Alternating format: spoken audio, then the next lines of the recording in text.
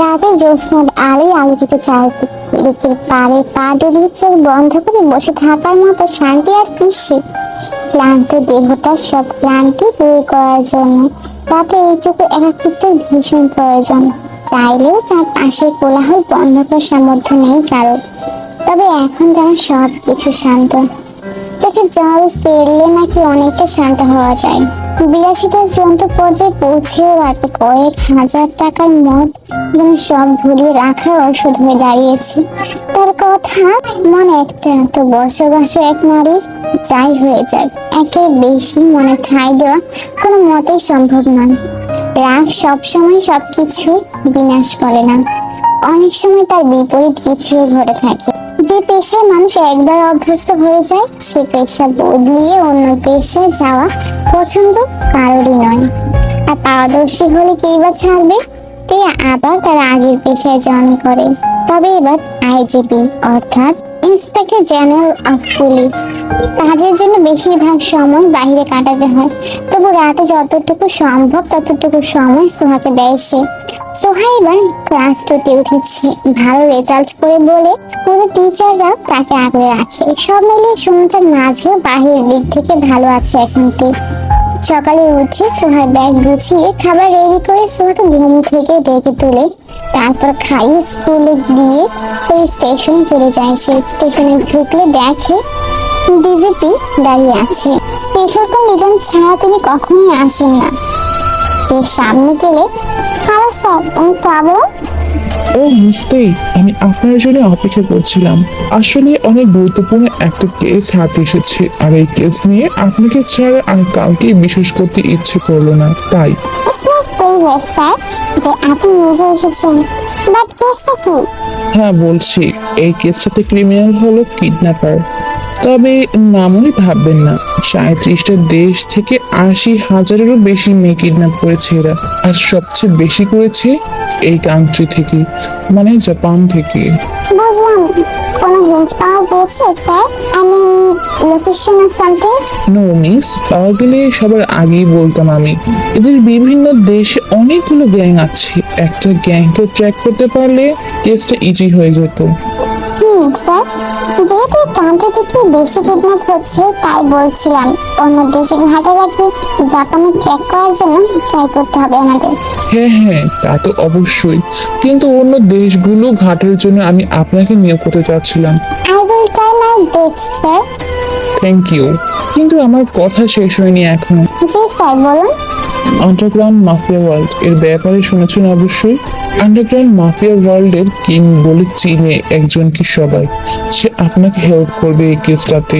সে কোনো গুরুত্বই দিচ্ছে না এতে, চাইলে 10 দিনে সব সমস্যার সমাধান করতে পারত, কিন্তু তাই হোক, অনেক কষ্টে তাকে রাজি করিয়েছি আমরা 10 মিনিট কথা বলার জন্য। আমি জানি না আপনি কিভাবে করবেন, কিন্তু তাকে আপনাকে কনভিন্স করতে হবে এট এনি কস্ট।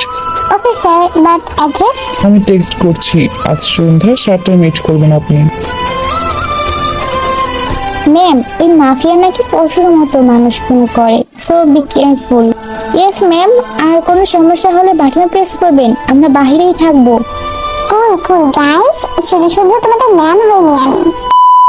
ক্যাফের বুক করে রাখা টেবিলে এসে বসতেই ওয়েটার এসে কয়েক বোতল ওয়াইন রেখে যায়।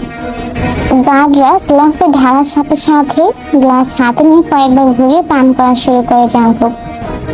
বস, আজ ড্রিঙ্ক একটু কমিয়ে করলে ভালো হতো না? না মানে যারা কথা বলতে আসছে তো চেয়েছিল আপনি যেন সব গানের কথা বলতে দেরি টেবিল থেকে গান নিয়ে সোজা গার্ডের পায়ে গুলি করে জাঙ্কুক। আবার গান আগের জায়গায় রেখে ড্রিঙ্ক করা শুরু করেছি। নিজের অকাত বুঝে কথা বলতে হয়, জানিস না নাকি? ওকে গিয়ে হসপিটালে নিয়ে যা, এখানে কোনো সাউন্ড শুনতে চাই না আমি। রাবিশ। ওকে বস। বায়োডাটাগুলো দিয়ে যাস। বস, ওগুলো তো আপনাকে দেখিয়েছিলাম, আর এখন তো ওগুলো গাড়িতে।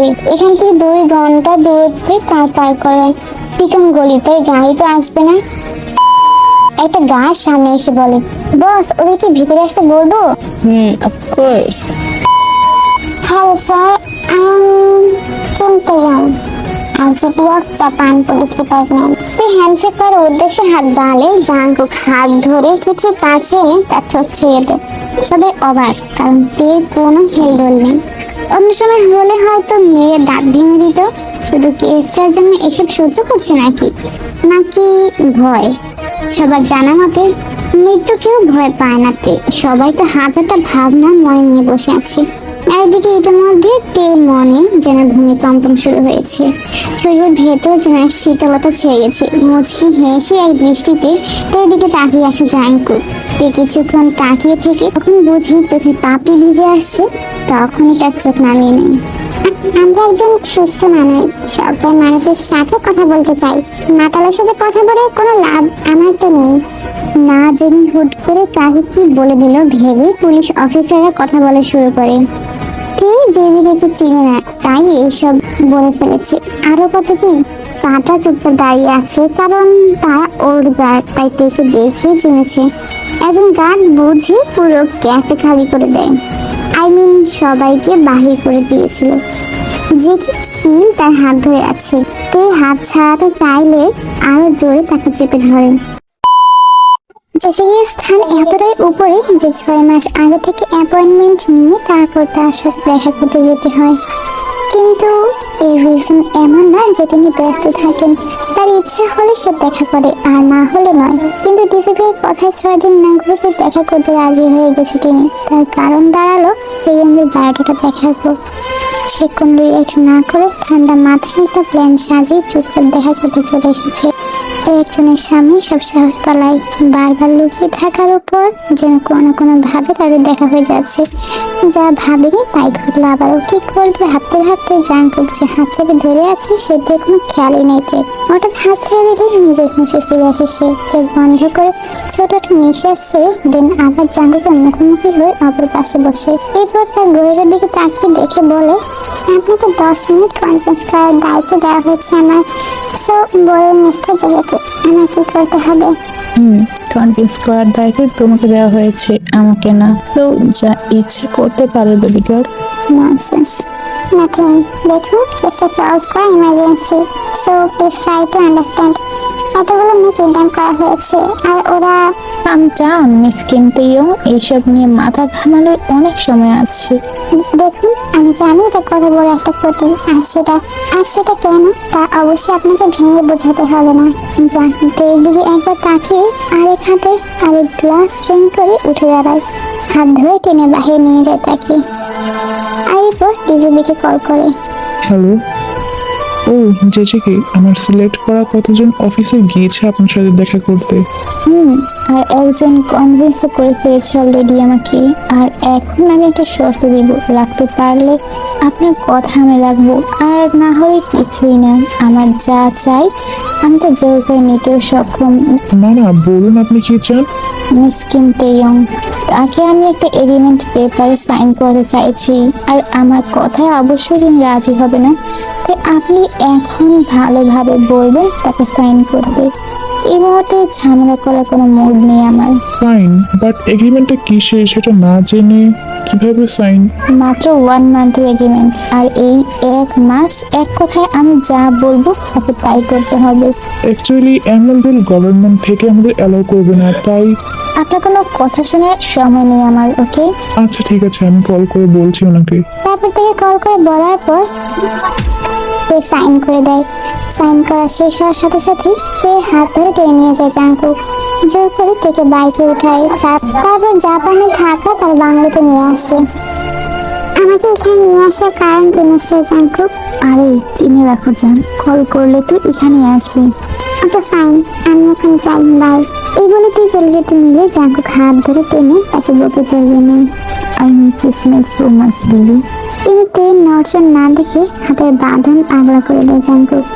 যখন বুঝে তে ধরে পড়ে গেছে তখন তার গাল স্পর্শ করে অনেকটা কাছে নিয়ে আসে। ঠোঁট ছোঁয়ানোর আগ মুহূর্তে কেঁপে ওঠে তে।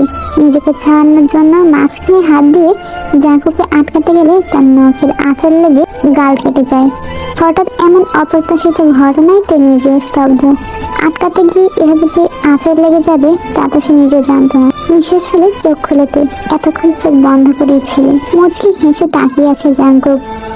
অবাক হলেও পরক্ষণেই মনে করে সে নিজের হুঁশে নেই। কিন্তু আগে তো ড্রাঙ্ক থাকলে সে আরো হিংস্র রূপ ধারণ করতো। তবে আজ এতটা পরিবর্তন কি হবে? আসলে অনেকটা সময় কেটে গেছে। ঘুরে পড়ে তে ভুলে আজ দিন বা মাস নয়, বরং কয়েক বছর পর তারা দুজন এতটা কাছে। চোখ সরিয়ে নিজেকে ছাড়ানোর ইচ্ছাই করছে না। অবশেষে ফোনের মেসেজ আসাতে নড়ে উঠল দুজন। অস্থির দৃষ্টিতে জাঙ্গুকের দিকে তাকায়। গালে আঁচড়টা বেশ গভীরভাবে লেগেছে, রক্তের উপস্থিতি টের পাওয়া যাচ্ছে। এরপরতে এদের সেদিক তাকিয়ে ব্যান্ডেজ বা মেডিসিন বক্স কিছুই পেল না। দেন হাতের বুড়ো আঙ্গুল দিয়ে জোরে ঘষে রক্ত মুছে দেয়। জ্বলে উঠায় একটু চোখটা বন্ধ করে ফেলা জাঙ্কুক। 2 সেকেন্ড না যেতেই তার চোখ খুলে, কিন্তু ততক্ষণে ধাক্কা মেরে তাকে সরিয়ে দেয়। খাটের উপর বসে পড়ে জাঙ্কুক। কি বলে এখান থেকে বের হবে তাই খুঁজে পাচ্ছে না। হঠাৎ মনে পড়ে জাঙ্কুকে নিয়ে ভাবা তো সে বন্ধ করে দিয়েছে। শেষমেশ ভাবে কিছু না বলে চলে যাবে। চলে যেতে নিলে আবার হাতে টান খেয়ে পিছিয়ে আসবে।